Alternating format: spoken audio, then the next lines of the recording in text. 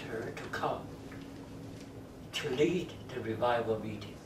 As a matter of fact, she came only for 3 days and she had to leave. But the work of God began. So the students just continue on, and that's how it first began in Fujian. But during that time, their main burden was evangelism. They will go out to the streets and preach. During vacation, they will go to other cities to preach the gospel. It was mainly an evangelical approach. But while they were meeting together, the Lord began to open the eyes of our brother Watchman Nee.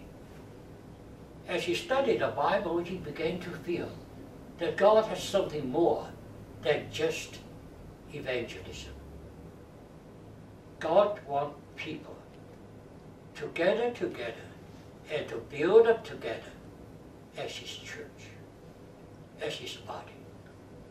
So he tried to share this with his fellow workers, but they did not have that vision. So finally, he had to leave. So when you trace the history, actually, the work began in Shanghai because of the war situation.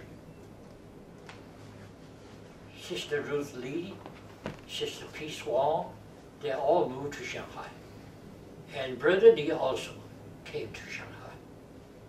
So they first met together in Peace Wong's house. And gradually, in 1923, they rent a place in Hadong Road in Shanghai and started meeting there. Thank God, I came to know Brother Nee in 1930. It was after I was saved. I was a senior in high school. And we organized Christian meetings every Friday after school. We used the Sunday school building of the Methodist Church to have our so-called message meetings. And we tried to invite all the famous preachers in Shanghai to come and preach to us. So every Friday we changed a preacher. Until after a while we exhausted all the famous preachers. So I still remember 4 of us were irresponsible, 2 teachers and 2 students. And we talk about whom should we invite next. And one teacher said, I heard of a Watchman Nee. I would try to find him and ask him to come and preach to us. So he did.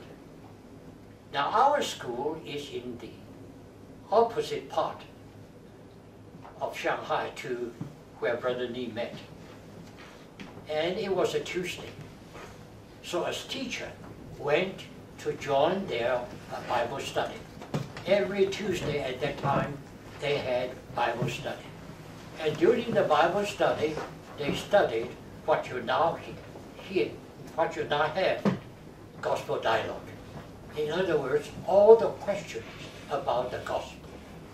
So every Tuesday, raise a question about the gospel.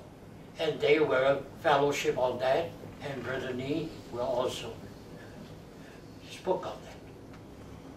And after that meeting, the teacher asked Brother Nee to come and preach to us. And he did. So I still remember one Friday afternoon, after school, I went to that Methodist Church Sunday School building, and I was introduced to Brother Watchman Nee. He was 12 years older than I. and he came with another brother. And of course he gave us a gospel message. I still remember what he spoke. He spoke on God is willing. It was published later on. And we were touched. But thank God I was already saved. And since that time, I went back to hear him at least once. I was deeply impressed. You know, at that time they met on Sunday afternoon at 2 o'clock. But because of the distance, we did not know how much time it would take. So I and another teacher went. And we went there, arrived there at 1 o'clock. So we went into the meeting place. It is in a house, and you have chairs there. And in the courtyard, you have long benches put in there with open air, you know. Nobody was there. So we were the two in that room. And as young people, we began to talk and laugh and make lots of noises. Then suddenly the back door opened. And a brother came in and said, please be quiet, because Mr. Nee was resting upstairs. My, we were so frightened. And by 2 o'clock, the place was filled. Nobody talked. Whenever people came in, they sat down there, either reading the Bible or quietly praying. That atmosphere touched me very deeply. And by 2 o'clock, Brother Nee came down and preached. 2 hours. No movement. No other sound. The atmosphere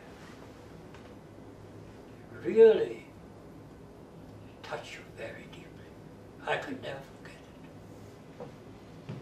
it. But of course, I was too hot. I was on fire at that time. I was trying even to serve the Lord on my term. So I was not ready to hear more. But thank God afterwards, when the Lord took me away from that kind of atmosphere and put me in a spiritual freezer. I was all alone in school, in a dormitory. And it was during that time the Lord began to open my heart and show me His way. So during these